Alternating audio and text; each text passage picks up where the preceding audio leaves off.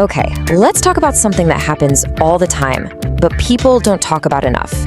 Have you ever looked at a growing business, maybe it's even your own, and just felt a disconnect? You know, the sales are climbing, all the reports look fantastic, but the cash in the bank, it just isn't telling the same story. It's a super common problem, but it requires a very uncommon diagnosis. So let's begin the examination. And this right here is the absolute heart of the matter. Your standard financial reports, the ones we all live and die by, they're kind of like a security camera. They're great at recording what already happened, but they can't perform surgery. They'll tell you the final score of the game, sure, but they won't show you where your star player pulled a hamstring. See, they're built for compliance, not for diagnosis. This is that question, isn't it? The one that keeps successful operators staring at the ceiling at 2 in the morning. You see all this growth on paper, but you feel the stagnation in your cash flow. It feels like something is being quietly siphoned out of the business, but there's no trace of it, not in any report you've ever seen. So what on earth is going on here? Well, there's a clinical term for it, structural margin decay, and it's sneaky. This isn't some big, obvious accounting error that triggers alarms. No, it's the slow and visible creep of your cost ratios. A couple percentage points on supplies, a tiny dip in labor productivity. On their own, they seem like nothing, totally manageable. But when you combine them, they create a silent, compounding drain on every dollar you make. So, to find this drain, you can't use the same tools that missed it in the first place, right? That's just common sense. This requires a completely different kind of search. We're not looking for what happened, we're hunting for what is happening right now in the little gaps between the numbers that your standard reports were never ever designed to see. And this slide really nails the fundamental difference. Standard accounting, it's all about giving you a static snapshot in time. It's about recording history, mostly for taxes and compliance. A forensic diagnosis, though, is about measuring velocity. It's about measuring patterns. It doesn't care about the final score so much as it analyzes the physics of the ball while it's in motion. The entire focus is on one thing, recovering money you've already earned. The main tool for this kind of search is what's called the 25-pillar map. Now try to think of your business not as just one big thing, but as a complex system. A system with 25 key pillars, or potential points of failure. Think procurement, labor, inventory, reporting, all of it. This map gives us a systematic, almost clinical way to examine every single one of those pillars for leaks. And the technique we use with that map is logic trace analysis. It does exactly what it sounds like. It traces the precise path money takes as it flows through your business. We're meticulously following the money to pinpoint exactly where the financial logic breaks down. You know, like an expense that gets recorded but has no corresponding output, or revenue that gets logged but somehow never makes it to the bank. It's all about finding those tiny structural cracks. So, what does this whole different kind of search actually uncover? What do you find when you start looking this way? Well, let's dive into a real-world case where these hidden leaks were finally brought to light.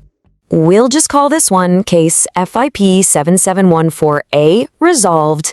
This was an automotive service business that had the exact problem we've been talking about. Sales looked pretty good, but the margins were chronically, painfully thin. The owner was convinced it was just fierce competition. The truth? Well, the truth was something else entirely. The diagnosis found something really subtle, a slow, consistent pricing leak. It turns out technicians were giving out unauthorized loyalty discounts. The impact of just plugging this one single leak was, wow. Before the diagnosis, the net margin was sitting at 4.1%. After simply stopping that one leak, not getting new customers, not increasing sales, the net margin shot up to 11.8%. That is a nearly 200% increase in net profit. And this quote, which comes from a sample report, it just perfectly captures this terrifying paradox called the growth trap. See, when your business has these structural leaks, growth actually becomes your worst enemy. Every new sale you make just accelerates your journey toward failure because all those little inefficiencies are scaling right along with your revenue. It's a scary thought. Okay, but a diagnosis is pretty useless without a cure, right? So the next logical step is translating all these findings into a clear, actionable prescription for recovery. And there's this chasm, this gap between finding a problem and actually fixing it. We call it the recovery gap. And frankly, a ton of businesses live right here. They know they're bleeding money, but they just don't know which wound to treat first or how to stop it for good. So how do you bridge that gap? Well, it's a pretty straightforward 3-step process. First, the diagnosis pinpoints the exact leaks, using those tools we just talked about.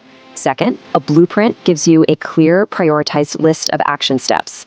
And third, and this is crucial, you verify that the capital has been restored and that the leak is plugged permanently. And we're not talking about a list of vague recommendations here. The output is a practical 15 to 20-page manual.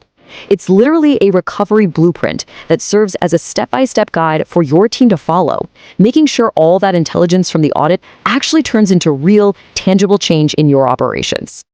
All of which leads us to the final, and let's be honest, probably the most important question: what's the prognosis here? I mean, what is this kind of intervention actually worth in dollars and cents? So a one-time deep forensic audit, the kind that creates that super detailed blueprint we just saw, costs about $3,500. It's a flat, clear, transparent number. Now let's contrast that. If we take that 7.7% margin improvement from our case study and we apply it to, say, a $5 million business, the potential annual profit recovered is $385,000. Just let that sink in. That isn't new money. That's money the business had already made, but that was just vanishing through those structural gaps. The return on investment is, well, it's staggering. And this quote just perfectly captures the difference in philosophy.